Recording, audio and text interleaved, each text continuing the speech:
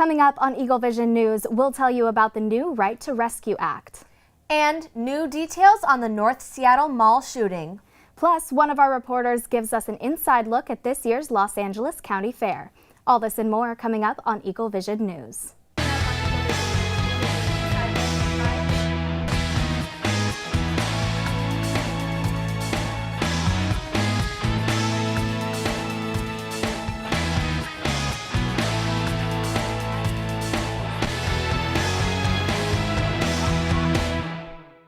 Hello, this is Eagle Vision News, and we're your anchors. I'm Jensen. And I'm Brooke Carlucci. Our top stories tonight. Biola is offering a new Go Card this fall to get food in the area for a discounted price. The Biola Go Card is a free service offered by SGA to undergraduate students that offers deals and discounts to businesses in the La Mirada area.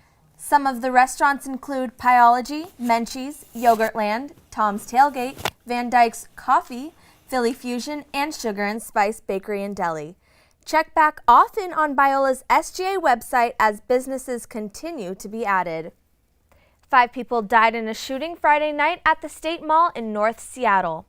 4 women and 1 man have been confirmed dead after a shooter opened fire in Macy's at the Cascade Mall in Burlington, Washington.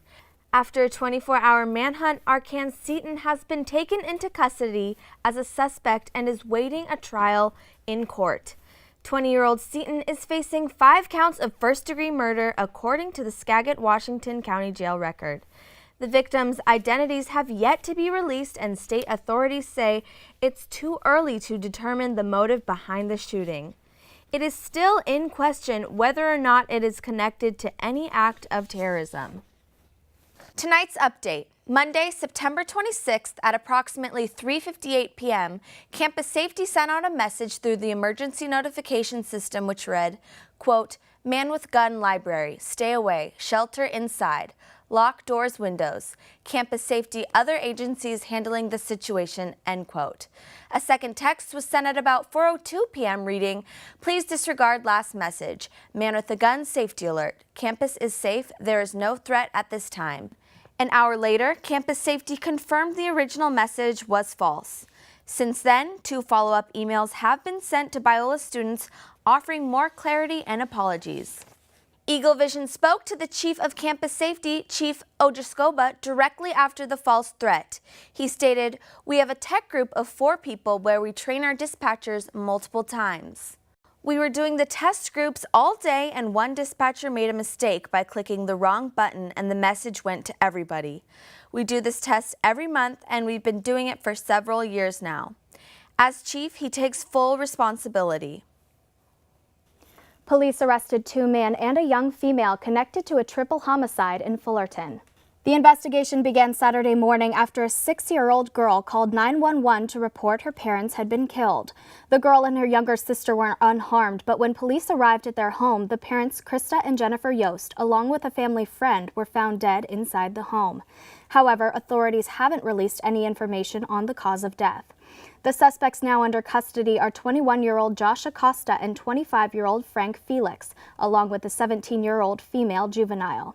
The motive for the triple homicide remains under investigation, and the children have been taken into protective custody. A new bill is now set in place that allows Californians to smash car windows to save dogs from the heat. The bill is called the Right to Rescue Act and was signed into law by Governor Jerry Brown on Saturday. Under protection of the law, Californians are allowed to rescue animals trapped in hot cars without fear of prosecution. This means that rescuers can break into a vehicle if it appears the animal is in distress and the car is locked or law enforcement is not arriving quickly enough. As long as the rescuer stays at the scene until law enforcement responds, it is now permitted to free animals from extreme heat without fearing the heat of breaking the law. And now we have reporter Justice Spearman in the studio today to give us an update on new cell phone technology. Justice? Thank you, Jen. Next time someone spills water at the table, you do not have to worry. Apple's newest iPhone 7 is the first ever to be water resistant. Although the water resistant feature is a big step for an iPhone, it does not mean you should take it for a swim. According to Apple, the phone can be submerged in up to 3 feet of water for a maximum of 30 minutes. Anything over that may cause permanent damage to the phone. Apple also stated that liquid damage is still not included in the 1-year warranty. For those hoping to take their Instagrams to the next level with underwater photography, consider buying a waterproof case. Samsung has announced a recall on their newly released Galaxy Note 7. Many users have reported that the devices have caught fire while charging. Samsung has advised millions of buyers to shut down their phones. U.S. mobile carriers AT&T, Verizon, T-Mobile, and Sprint have suspended sales and are offering up similar devices for replacement. This includes the Galaxy S7 and 6, along with the Note 5 for customers to use during the recall process. This week, Samsung has replaced about half of the defective batteries in the U.S. from a different supplier. Unfortunately, the recall is not completely over. There are many defective batteries still out that have not been replaced. Samsung reports that buyers should return or exchange their phone to the nearest store as soon as possible. Thanks, Justice. And now reporter Christy Hanafi takes us to the LA County Fair to give us the inside scoop. For over 90 years, the LA County Fair has been keeping people and their families both entertained and well-fed. This year is no different, as the fair is here for the whole month of September with some new attractions for excited guests.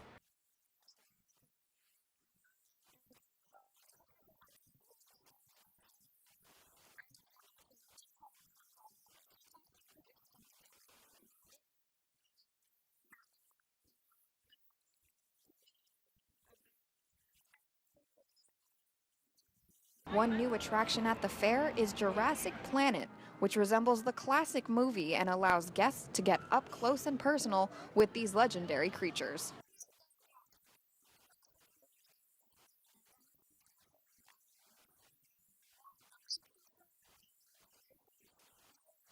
But there are plenty of other activities that people are enjoying here.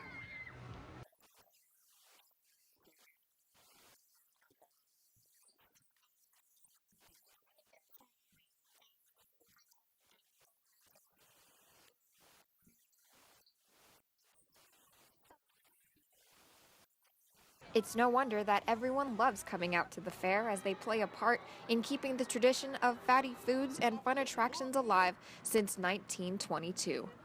This has been Christy Hanafi, Eagle Vision News. And we have reporter Kiara Bernal here with us in the studio to give us an update on health news. Thanks, Jen. In health and wellness news, there have been concerns of bacteria in your everyday foods. A new report grades the 25 largest fast food chains with high levels of their antibiotics in their meats and poultry products. Panera and Chipotle were the only two to pass with an A, while 16 of the remaining chains received an F. The effects of these high levels of antibiotics are that the regular use of medicinal antibiotics do not work the way they used to due to the overexposure to them. As a result, the pressure is on for the failing food companies to change how the antibiotics will be used.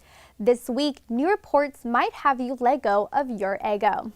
Kellogg is recalling over 10,000 cases of its Eggo waffles in 25 states. The family favorite breakfast item has been found to be contaminated with listeria. If listeria is consumed, some of the symptoms that may occur are headaches, abdominal pain, and miscarriages in pregnant women. The company is asking consumers to dispose of any products and to contact Kellogg for a full refund. Thanks, Kiara. And Drew, it's looking really hot. This week has been really toasty. Can you tell us more about that, please? That's right, Brooke. It has been really hot. So the calendar told us it was fall, but Southern California did not get the memo. Here we're at a nice beach, which is where I wish I was on this warm Monday afternoon. Let's look at today's temperature. This morning it was nice and cool at 71. And then it heated up this afternoon. It says 91 here, but Snapchat told us it was much hotter. It was into the hundreds today, and it cooled down again this evening back into the 70s. Now we'll look at our map. As you can see, the West Coast was blazing. I guess Southern California wasn't the only one suffering from the heat, but into the Midwest, it was nice and cool, regular autumn weather. And then on the East Coast, it was warm. Not quite as warm as the West Coast, but still rather warm for them. And we look at the 7-day forecast now. Today it was really hot, and tomorrow will be hot as well, but it's gradually, as the week goes on, getting cooler into the 80s throughout the week, and then this weekend we'll have temperatures into the 70s, which is great for our autumn time of year. And that's the weather. Back to Jen and Brooke. Thanks, Drew. Well, that's all we have for you this week, but make sure to tune into our show next week to take a look at the popular Fullerton Market. And we'll give you an update at what happened at the presidential debate. Don't forget to subscribe to our YouTube channel to keep up to date with our show, and make sure to follow us on Facebook, Instagram, and Twitter at Biola EV. Thanks for watching, and we'll see you next week.